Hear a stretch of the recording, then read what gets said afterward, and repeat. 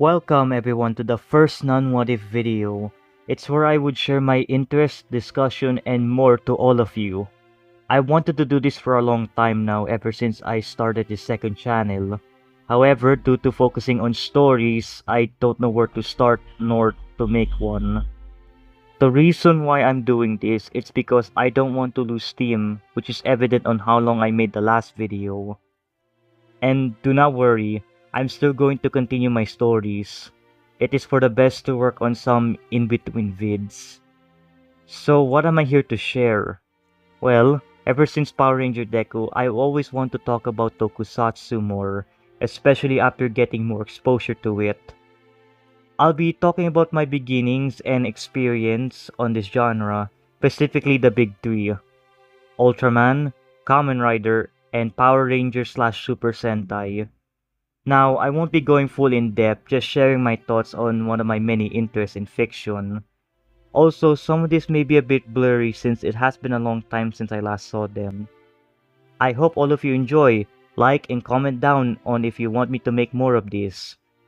So, let's rise with the hero of the stars, Ultraman. To start our baseline, 2005 marks several eras for any franchise, and is the year I was born. I was exposed to many media throughout the years, two in particular: Cartoon Network, Nickelodeon, and Disney, but for this topic I will only mention them, if I remember some. One day in Cartoon Network, they aired a show that was, for me at least, never been seen before. I was in awe seeing a person transform into this giant superhero who fought kaijus with a mixture of fighting style and laser beam. Eventually, I learned his name was Ultraman. Cartoon Network aired the original show, the first one to be exact. Its original air date was 1966, created by Subaraya Productions, who made many more Ultra shows after this. Now, since I was young at the time, I didn't pay attention to the plot, just the action and the vibe. I enjoyed so much that I even mimicked the movements when I was young, as well as actually doing an Ultra Beam pose in my school photo. However, the original wasn't the only one I experienced. You see, it wasn't just the show, but the movies as well. It was this that led me to an Ultra whose design became my favorite as well as being the first of a new era. Ultraman Tiga is the first of the Heisei era and to redefine the Ultra series. To this day, its influence still has an effect. Tiga was an instant click for me thanks to his films, and a toy, of which I unfortunately lost at some point, made him my favorite even after years of not watching. I recognized him without knowing his actual name at the time. The first film is a bit vivid, but I swear there was a movie about him, correct me if I'm wrong, facing a monster who infect or possess a human. The second one, I got it from my interest of buying DVDs.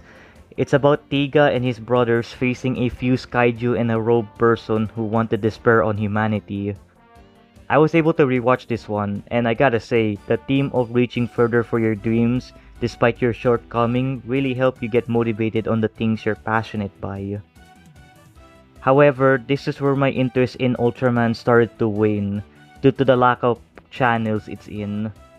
I was growing up, been watching other shows, starting to get around YouTube, and playing games. I just forgot about it. Fortunately and unexpectedly, while watching Upin and Ipin, I was shocked to see a crossover episode with Ultraman. This one is called Reboot. They face a pollution-powered monster. Again, it was unexpected but an enjoyable watch. And the next following years, I haven't seen Ultraman since. Only till recently in the last few years in a tokusatsu mood. And what better to tell my rediscovery on a team of 5 and their giant robot, Power Rangers slash Super Sentai. In our next Toku heroes, this one is gonna take a lot of liberty and hopefully won't split the comment section. As many knew now, Power Rangers is an adaptation of a long-running Japanese series called Super Sentai. in which a team consists of 5 or 3 members with an added 6/extra ranger in the later series. Both have their respective start, with Himitsu Sentai Go Ranger created by Shotaro Ishinomori in 1975. As for Power Rangers, it took a few years and multiple attempts to bring Sentai to the West, but eventually it was released in 1993, with it adapting the recent Sentai at the time, Koryu Sentai Ranger, into Mighty Morphin Power Rangers. I'm mainly going to talk about PER more than Sentai, but I'll do my best to tell both. So to start off, Power Rangers has 4 eras due to changes of ownership.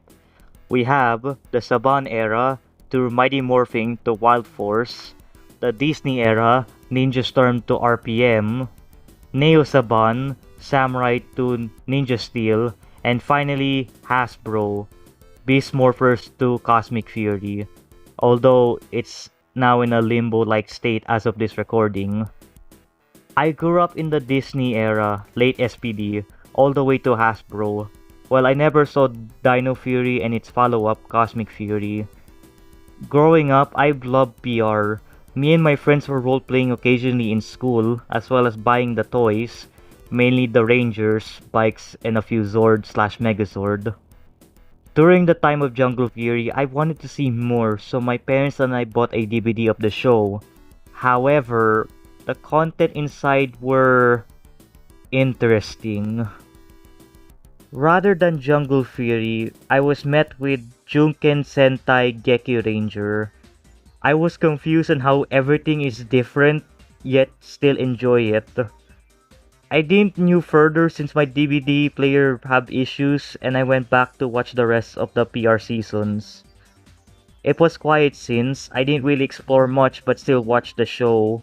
That was until I found Linkara's History of Power Ranger, where he reviewed each season with explanations about the lore or behind the scenes and etc. From there, my curiosity deepens.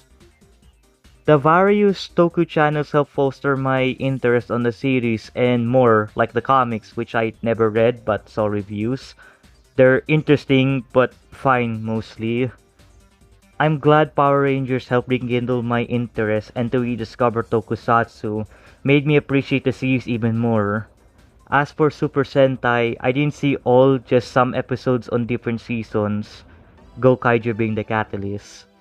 And some movie crossovers were fun to watch. Did I develop to become a purist? No, it just made me appreciate both series. I'm being honest, I do not have any bias on both sides.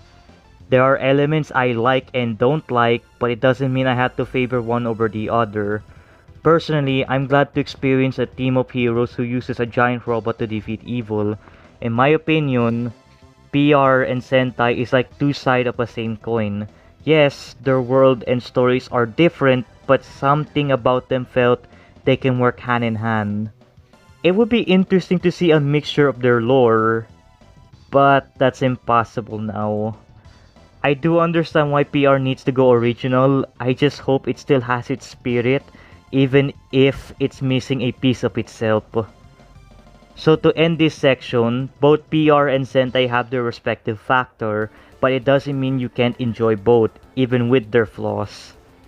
Let's appreciate both for the reason why it exists and how it introduced all of us to this genre. Alright, now we are at our last Toku hero, whose series quickly became a favorite of mine after an odd journey. So, let's ride into the world of Kamen Rider. It all started when my uncle gave me a tuning fork, telling me it will give me powers if I play it. Naturally, young me did it multiple times, though coincidentally, in a random channel, I saw a man using a stylized tuning fork that transformed him into a purple armored demon. I never give it a chance because I have no idea what it is, so I went on my day. However, this wasn't the only one, because somewhere in the late 2000s, I caught a glimpse in Cartoon Network of a figure with red armor, a big red horn, and blue eyes, for a brief second. Admittedly, this one is a bit blurry, but I swear Cartoon Network did air this somehow. To clarify, the earlier parts of my exposure to Kamen Rider were vividly random at a young age, so things went quiet afterwards. Before we move on to my introduction of the series, let's talk about it. Kamen Rider is a tokusatsu series about a masked hero who rides a motorcycle and fight evil. The difference from the last two is their powers are derived from evil. However, it is their action and choices that made them heroes. The series is created by Shotaro Ishinomori and was released in 1971 and has spawned multiple series in three different eras. The Showa era started with the original Kamen Rider, aka Ichigo, to Black RX with three movies, Shin, ZO, and J. After a hiatus, the series returned in the Heisei era in 2000's Kamen Rider Kuga and ended in 2018's Kamen Rider Geo. Transitioning to the Reiwa era, which began with Kamen Rider Zero One to its ongoing series, Kamen Rider Gab. Their henshin device are called drivers. It's usually a belt, but to some riders it's either a wrist or weapon base. So, the first series I've watched was Kamen Rider Dragon Knight, an adaptation of Ryuki. I didn't have any thoughts, just watched some episodes till its finale. The riders all have a knight motif with their own unique designs. The ones that stood out to me are Dragon Knight and Wing Knight, the main and secondary respectively. At the time, they were the only ones I recognized, and having a toy of Wing Knight and a sort of bootleg almost official toy of Dragon Knight. The 13 riders use any reflective surface to henshin and fight each other up until the finale. They also use special cards called Advent cards, which varies from the abilities, summons, weapons, and transformation. I was surprised by all the new things the show has to offer. The stunts were cool, the fights are self-explanatory, and most of all, the transformations. But after the show finished, I never saw Kamen Rider again for a long while. Up until 2010 or 11. On a morning while eating breakfast, I was watching GMA. It's a Philippine channel. I saw the rider that essentially carried my curiosity all the way to my rediscovery on Tokusatsu. 3 medals is all that it takes to count my underwear. What? Kamen Rider O's was the most exposure I have to the franchise, and I'm glad to experience this series because it introduced me to so many things about Kamen Rider and how fun it is. Despite my poor understanding on Tagalog, I'd still watch the show, especially the opening, Anything Goes. I love that song. It's still my favorite Kamen Rider song to this day. Can I say that the sound effects for this and other series are so catchy? Well, at least the ones I knew so far. The riders, many O's, are interesting, especially regarding on his gimmicks, the core medals. As for the cell medals, they work for other uses, particularly the secondary birth. So the thing with O's core medals, they have something I really like, form change. I love transformations. Whenever a character undergo a change to improve themselves is cool, especially when there's a story for it. Out of all the riders, O's has the most forms due to his subforms have many combinations. Basically, he can mix 3 random core medals together except for a few due to their origins. The other one is his combo forms, where 3 of the same type of medals create a complete look and gives new abilities. My favorites are Tajadol and Pututera. Ever since I first saw them, they were so striking to me. It just gave me that click. And don't get me started with the finishers. They just solidify the deal. Before we move on, as for the other riders, they too have a cool finishers. Some of them being insane to look at. After the series ended, I wanted more O's content, which led me to YouTube. These two were crossover movies and a fighting game that I somehow found. So the O's and Then O movie, I just happened to see it in clips due to O's new form, of which I have no context of. Fortunately, for the Forze and O's movie, I managed to watch it in full, getting me familiar with Forze, but I didn't have any interest to watch his series at the time. The final battle was a treat to see their finishers with their new forms, Super Tatoba and Rocket State respectively. After that, I found out a game called Climax Heroes.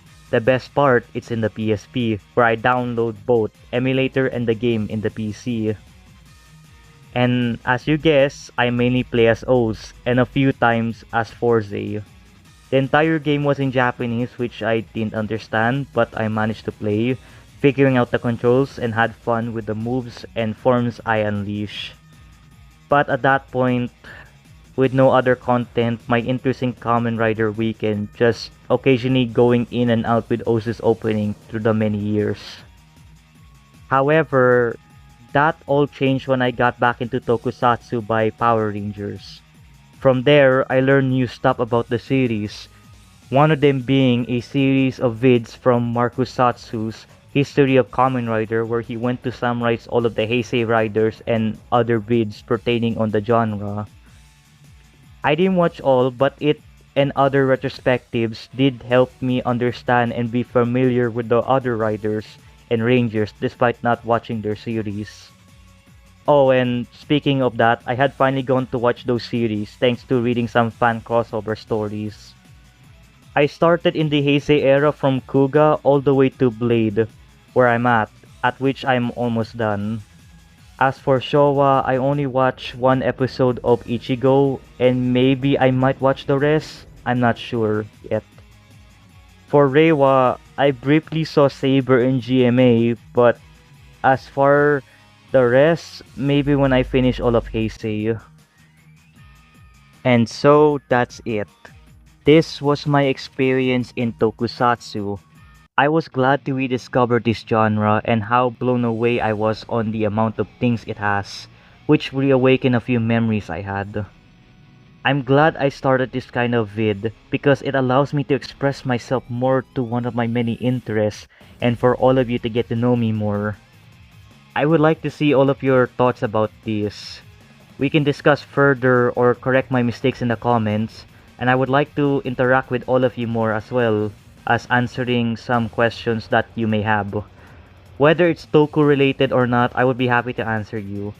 Thank you again for understanding and watching the video. Please like, comment, and share the video because it will help the algorithm recognize this as well as more discussions with all of you. So, I'll see you all in the comment section in the next video.